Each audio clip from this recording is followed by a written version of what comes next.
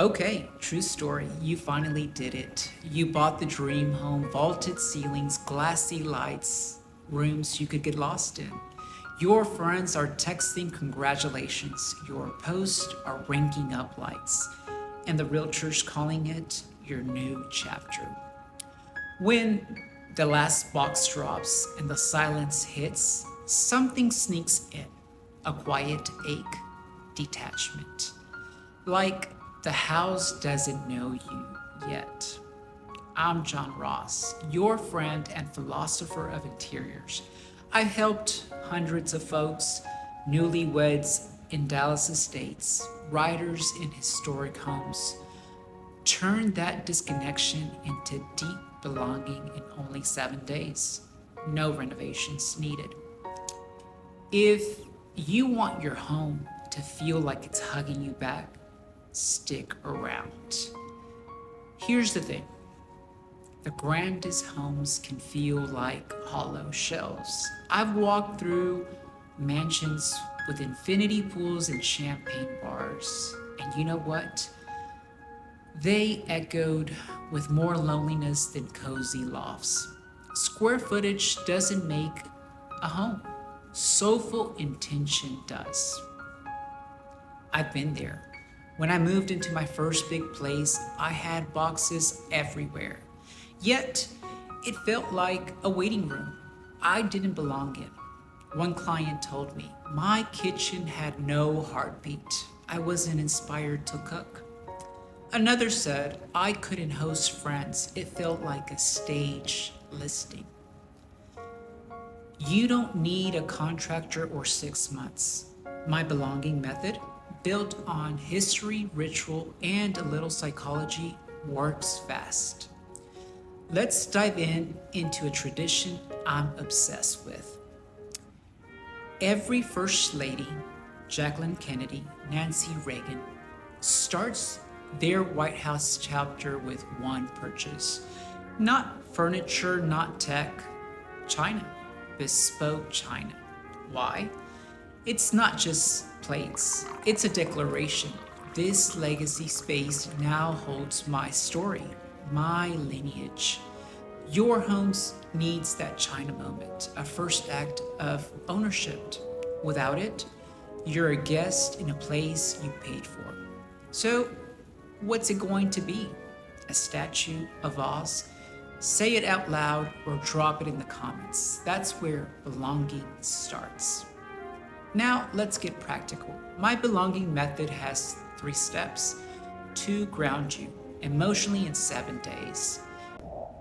First, choose an anchor piece, not a cart of decor. One object with soul, a vintage statue of resilience by your front door, a family heirloom displayed like it's art. One of my favorite, an oversized vase as your mood altar, refreshed every Sunday with branches, flowers, or even feathers. One client, Roxy, told me switching those stems turned Sundays into my reset ritual. It's like my home and I started talking. Second, weave a signature pattern. Queen Elizabeth II wove tartan through Balmoral. Not for style, for grounding. Your brain loves repetition. It's like a hug from your nervous system. Pick yours. A plaid throw that travels room to room. Wool vintage rugs that are placed everywhere. A geometric pattern in your linens. You belong here. It's not decor. It's your soul's camouflage. Third, elevate the everyday. I'm obsessed with decanters, not just for bourbon. Fill one with mouthwash on your vanity. Hear the click as you pour. Another with olive oil in the kitchen, making every drizzle a ritual. One for your soap in the bathroom, turning hospitality into a ceremony. These little acts make the mundane meaningful, and your home starts mirroring your rhythm. Why does this work? Psychology tells us our spaces shape our emotions. A home without your story can make you feel adrift. even anxious. Intentional objects, patterns, rituals, they signal to your brain you're safe, you're home.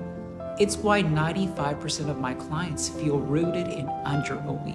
Let me tell you about Danielle, brilliant, newly married in a stunning Dallas home. She confessed, "I feel like I'm haunting it, not living in it." We didn't add throw pillows, we built her a trophy room. Framed milestones, her grandmother's brooches under glass, letters as wall art, a space where her past and ambitions collide. Now, as a writer, she starts her mornings there. She says, "I don't just live here, I'm rooted." Then there's Elizabeth Taylor, who carried her mirrored vanity everywhere. Not for vanity, for refuge. You need an altar of becoming, a nook to recenter, maybe a morning armor station with talisman-like watches or cufflinks to prep for your day. A pouring ritual station with decanters for tea, whiskey, sparkling water, poured with intention. Or a vinyl and listening nook, a chair, record player, and your favorite albums for recalibration. One client, Emily, said, "That corner saved my sanity. It's where I remember who I am." Another favorite, a Dallas couple bought their dream home to host. However, Texas weather kept their yard hostage. We took a page from Jackie Kennedy's White House rose garden. Fragrant roses, cooling misters for summers, a stone chimney for winter firesides.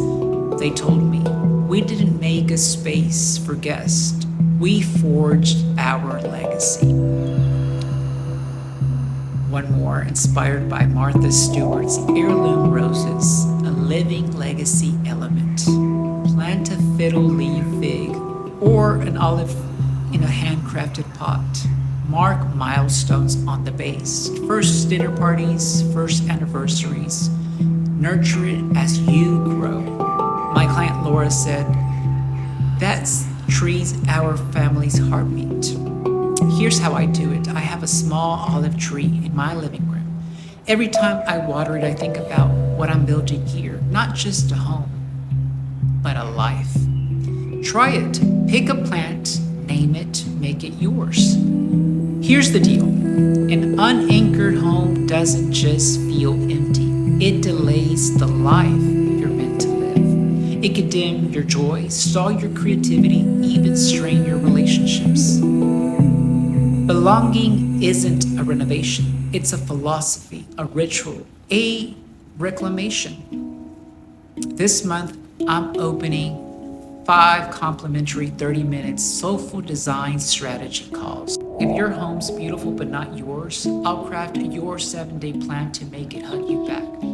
These spots go fast. Grab one at the link below before they're gone. Before you go, tell me in the comments, what's your China moment? Subscribe, hit the bell, share this with someone whose house feels like a stranger. Your home isn't just where you live, it's where you become. Start that journey